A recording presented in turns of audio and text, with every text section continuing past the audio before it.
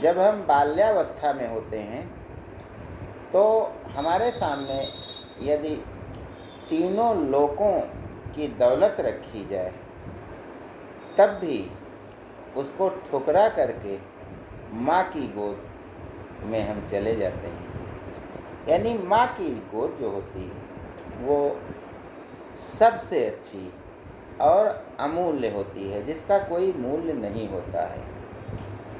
बच्चा माता पिता के सिखाए के अनुसार वह सुसंस्कृत होता है, सभ्य होता है, पढ़ाई लिखाई करता है और जीवन में आगे बढ़ता है। अब वह किशोरावस्था में पहुंच चुका है, तब वही माँ बाप उसकी जो सलाह देते हैं तो वह उसे अच्छी नहीं लगती है, क्योंकि वह दोस्तों की सलाह मानने लगा है और बड़ों के समान आचरण करने लगा है, जल्दी बड़ा हो जाए यह सोचने लगा है।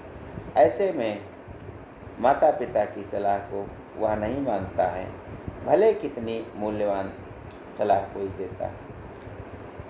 और इसके बाद जब विवाह हो जाता है और युवावस्था, प्रौढ़ावस्था, इसके संधिकाल में जब हम पहुँचते हैं तो माता पिता को बिल्कुल किनारे कर देते हैं, उनकी अच्छी सलाहों को नहीं मानते हैं, क्योंकि हमारे मन में यह विश्वास होता है कि वो पुराने ज़माने की बात करेंगे और आधुनिक ज़माने में हम जी रहे हैं, आधुनिक समय में जी रहे हैं और अपने हिसाब से हम सब कार्य करेंगे। माँ बाप की टोका टोकी बिल्कुल भी बर्दाश्त हम नहीं कर पाते हैं और भूल जाते हैं कि इन्हीं माँ बाप से हमने किसी भी चीज़ को 50 बार पूछा है, उन्होंने सही उसका उत्तर दिया है, नाराज़ नहीं हुए हैं। लेकिन हम जब कभी कहीं जाने वाले होते हैं, कहीं चल देते हैं, तो माता पिता यदि पूछ भी लें कि कहाँ जा रहे हैं तो उनसे सीधे मुँह बात नहीं करते हैं। यानी हम चाहते हैं कि हमारे माँ बाप बिल्कुल भी रोक टोक करना बंद कर दें, हम अपनी इच्छा के अनुसार कार्य करें, हम पूर्ण रूप से स्वतंत्र हो जाएं। और यही हमारी भूल होती है, क्योंकि हम माता पिता को कितना भी कहें कि आप मेरे कार्यों में हस्तक्षेप मत कीजिए, मुझे जो करना है मैं करूँगा, आप पड़े रहो, आपको खाना तो मिलता ही है, ऐसी बातें कर करके उन्हें चुप करा दिया जाता है। लेकिन वे उस अवस्था में पहुँचे हैं जहाँ उनकी जो यादें हैं, स्मृतियाँ हैं, वे भी कमज़ोर हो गई हैं। उन्हें तुरंत की बातें भूलने की आदत हो गई है, सेमाइल डिमेंशिया नाम की बीमारी लग जाती है, जो तुरंत की यादों को तो भुला देती है, लेकिन बचपन की और पुरानी यादों को बहुत ही अच्छे ढंग से प्रकट करती है। लेकिन उन यादों को प्रकट करने के लिए, उनको साझा करने के लिए बुजुर्गों के पास हम बैठना भी पसंद नहीं करते हैं। हम चाहते हैं कि वे खाना खा लें, और बहुत से लोग तो उन्हें अनाथालय में भेज देते हैं, कोई घर से बाहर निकाल देता है, उनकी सारी धन दौलत जो उनके नाम होती है वह भी धोखे से हड़प ली जाती है। उनके मरने तक का इंतज़ार भी हम नहीं करना चाहते हैं। तो यह सब क्यों होता है? इसका कारण है कि जब बुजुर्ग हमें कोई सलाह देते हैं तो उस सलाह को हम मानते नहीं हैं, अपितु उपहास करते हैं उनका, और इसी को कहते हैं कि वो सठिया गए हैं, यानी 60 साल के ऊपर हो गए हैं, उनकी स्मृतियाँ सही से काम नहीं कर रही हैं, और उनकी सलाह यदि मानेंगे तो हमारा नुकसान हो जाएगा। हम उनके मुंह पर ताला जड़ देना चाहते हैं। अब यह ताला जड़ने की जब बात आती है तो हम यह पाते हैं कि जो हमें सलाह देता है उसकी सलाह हमें माननी नहीं है, और हम चाहते हैं कि वे लोग बिल्कुल भी न बोलें।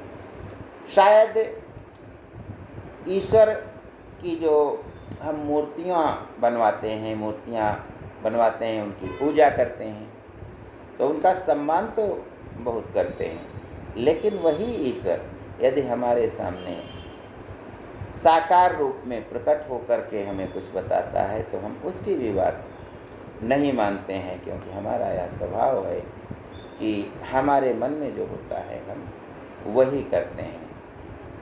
अब भगवान जब तक पत्थर के हैं हम पूजा करते हैं, असली भगवान हों तो उनको हो सकता है हम उतना सम्मान ही न दें।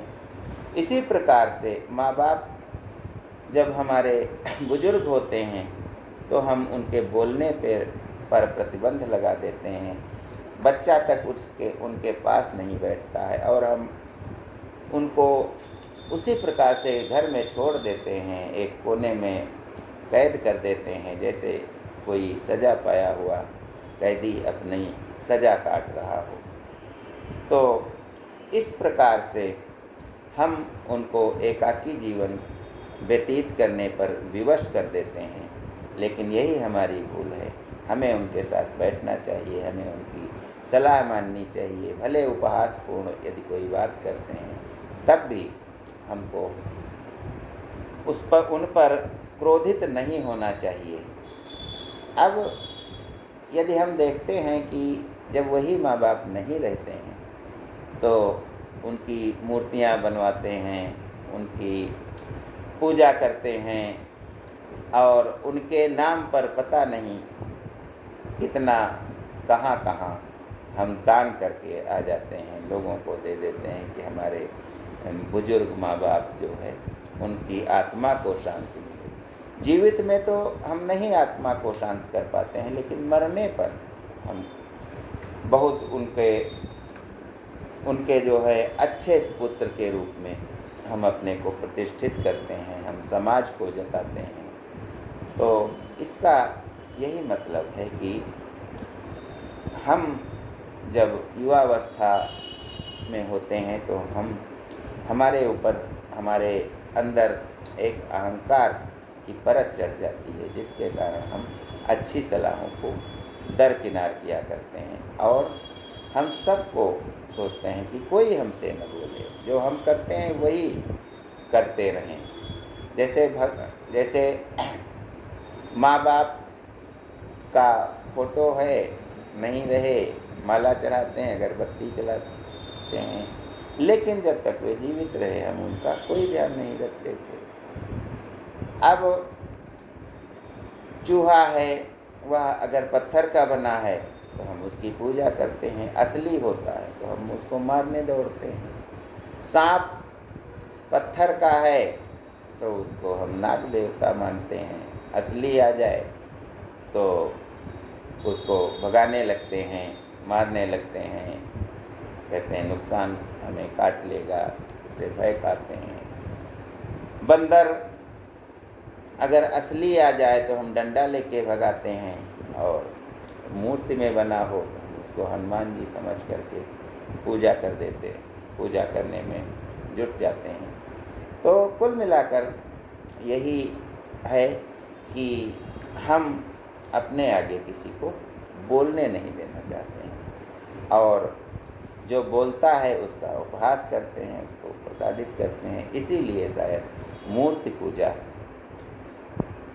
को हम करते आए हैं। जब तक वे मूर्तियां हैं, असली में आ जाएं तो हम पसंद नहीं करते हैं। ज्ञान गंगा के इस 3 पत्ती कार्यक्रम में आज इतना ही।